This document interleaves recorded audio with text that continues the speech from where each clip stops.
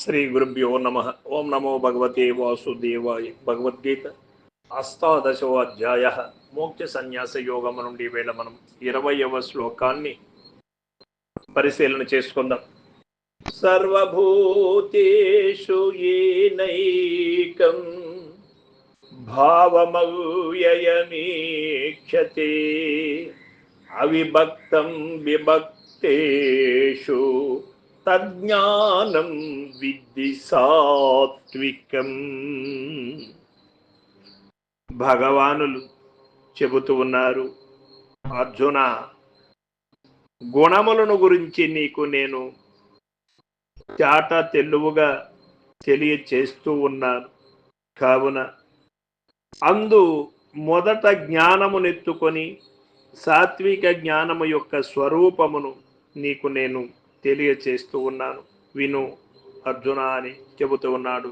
అర్జునుడిపై ఉన్న వాత్సల్యము చేత శ్రీకృష్ణ పరమాత్మ విభజింపబడి వేరు వేరుగానున్న సమస్త చరాచర ప్రాణులందును ఒక్కటైన నాశరహితమగు ఆత్మ వస్తువును అనగా దైవము యొక్క ఉనికిని విభజింపబడక ఏకముగా నున్నట్లు ఏ జ్ఞానము చేత నెరుగుతున్నాడు అట్టి జ్ఞానము సాత్వికమని తెలుసుకును.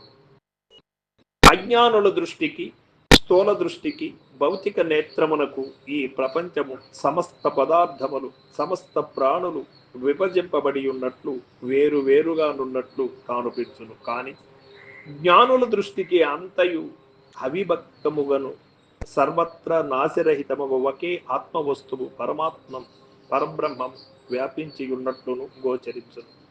ఏ జ్ఞానము చేయ అట్టి అవిభక్తము వారికి అనుభూతమగును అట్టి జ్ఞానము సాత్వికమైనదని ఇచట పేర్కొనబడిను. సర్వభూతేషు అని చెప్పినందువలన భగవంతుడు అనగా ఆత్మ సమస్త చరాచర ప్రాణి కోట్ల యందును వ్యాపించి ఉన్నాడని తెలియచున్నది. కావున ఎట్టి నికృష్ట జీవి అయినప్పటికీ తన వెనుకనున్న పరమాత్మను తెలుసుకొని తన యథార్థ రూపమును అవగతమునొచ్చుకొని తరించుటకు అవకాశము కలదు. తరంగము చిన్నదైనను దానికి ఆధారభూతమైన సముద్రమును భావించి దానిలో లీనమగుటకు, సముద్ర రూపమగుటకు దానికి హక్కు గలదు. కావున ఎట్టి అల్ప వ్యక్తి అయినప్పటికీ ఎవరునూ ఇక అధైర్యపడవలసిన పని లేదు. హృదయమును పవిత్రమునొచ్చుకొని తన నిజరూపమగు ఆత్మను తెలుసుకొనిన చాలును, తరించిపోవను. అనేక తరంగములున్నప్పటికీ వాని నామరూపములను వదలి జలమును మాత్రము చూచువాని వలెను పెక్కు కొండలను చూచి వాని ఎందలి మృత్తికని వీక్షించువాని వలెను పుష్పమాలలోని అనేక పుష్పములలోన గల దారమును చూచువాని వలెను ప్రపంచమున అనేక జీవరాశులను భిన్న భిన్న పదార్థములను చూచినను వాని ఉపాధి రూపమును నామరూపములను వదలి అన్నిటి యందును అనుస్యూతమై ఉన్న అవిభక్తమగు ఏకమైన ఆత్మని చూచువాడు సాత్విక జ్ఞానయుతుడని చెప్పబడు. అనగా అనేకత్వములో ఏకత్వమును, నాశములో అవినాశత్వమును, విభజిత వస్తువులను అవిభక్తత్వముగా వీక్షింపగలుగుటయి ఉత్తమ జ్ఞానమని భావం తెలియబడుతుంది. దీనిని బట్టి ప్రపంచమున అనేకత్వమును చూచుటయి కేవలము అజ్ఞానమే అని తేలుతున్నది. ఈ శ్లోకమున ఆత్మవస్తువునకు 3 విశేషణములు చెప్పబడినది. అది ఏకమైనది, అవ్యయమైనది, అవిభక్తమైనది అని. ప్రపంచ వస్తువులకు ఆత్మకు భేదము ఈ క్రింది తెలుపబడినది. అనేకములైన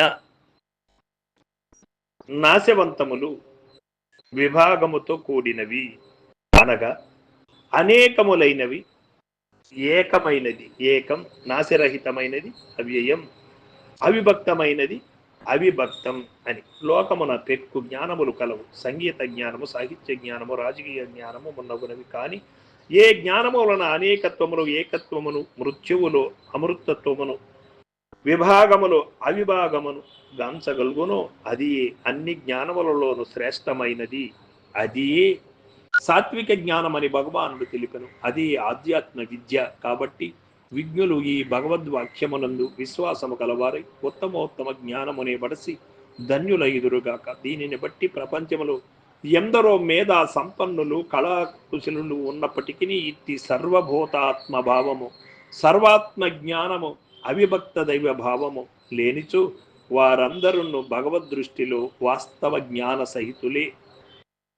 వారందరూ కూడా తగుదురు. కావున లౌకికములకు ఇతర విద్యలు జ్ఞానములు ఎన్ని ఉన్నప్పటికీ ప్రతి వారు భగవత్ప్రోక్తమగు ఈ సాత్విక జ్ఞానమును అవలంబించి సర్వాత్మ దృష్టి గలవారై జీవితమును తరింపజేసుకొనవలెను. అట్లు కాక లోకములో భిన్నత్వమును కాంచుచు అందులకు ఫలితము సంసార బంధమే, మృత్యువే, జనన మరణ దుఃఖమే ఉపనిషత్తులి అర్థముని ఈ ప్రకారముగా తెలుపుతున్నవి అని మనం గమనించాల్సి ఉంటుంది. సాత్విక జ్ఞానము యొక్క లక్షణం ఏమిటి అంటే, ఏ జ్ఞానము చే మనుజుడు వేరు వేరుగా నున్న సమస్త ప్రాణుల యందును ఏకమై నాశరహితమై అవిభక్తమైనట్టి ఆత్మ వస్తువును వీక్షింపగలుగును, అది ఏ సాత్విక జ్ఞానం. భగవంతుడు నెచ్చటగలరు అంటే సమస్త చరాచర ప్రాణికోట్ల యందును గలరు. ఆత్మ యొక్క స్వరూపమేది అంటే అది ఏకమైనది, నాశరహితమైనది, అవిభక్తమైనది. ఈ ప్రపంచమున అనేకత్వము సత్యమా? కాదు, ఏకత్వమే సత్యమైనది. కోసలలో దారము వలె, తరంగములలో జలము వలె రాజస జ్ఞానమును చెప్పుతున్నాడు పరమాత్మ. ఈ యొక్క పరమాత్మ తత్వం ఎట్టు ఉన్నది అంటే, సమస్త ప్రపంచమునందు, ఈ ప్రపంచము పుట్టకముందు, ఈ ప్రపంచము ఉన్నప్పుడు, ఈ ప్రపంచము ప్రళయ కాలములో లయమైనప్పుడు కూడా ఉన్న వస్తువు ఏదైతే ఉన్నదో అదే పరమాత్మ అనొచ్చు, అదే పరిపూర్ణము అనొచ్చు, అదే దైవము అనొచ్చు, ఎన్ని పేర్లైనా పెట్టుకోవచ్చు. సర్వం సద్గురు పాదార్పణమస్తు. జై గురుదేవ.